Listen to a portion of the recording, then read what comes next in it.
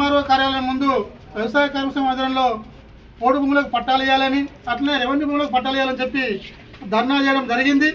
3 గ్రామాల నుంచి ప్రజలు వచ్చారు.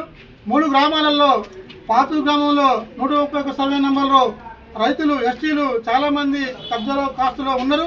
వాళ్ళందరికీ నిజంగా 131 సర్వే నెంబరు పోడు భూమి అయితే పోడు హక్కు పత్రాలు ఇవ్వాలి, లేదా రెవెన్యూ భూమి అయితే పట్టా పాస్బుక్లు ఇవ్వాలని చెప్పి వ్యవసాయ కార్మిక సంఘం డిమాండ్ చేస్తూ ఉంది.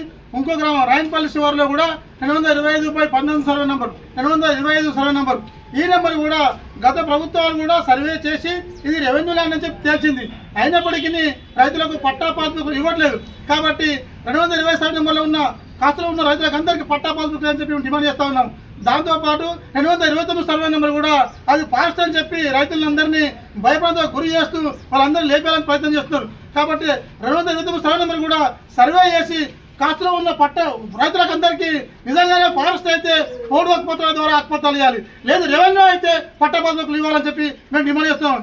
ఈ సమస్యను పరిష్కారం చేయకపోతే భవిష్యత్తులో మనలో కాదు జిల్లా అంతా ఈ సమస్యలను అందరు రైతులందరినీ ఏకం చేసి వ్యవసాయ కార్మిక సంఘం ఆధ్వర్యంలో పెద్ద ఎత్తున ఆందోళన చేపడతామని తెలుస్తా ఉన్నాం.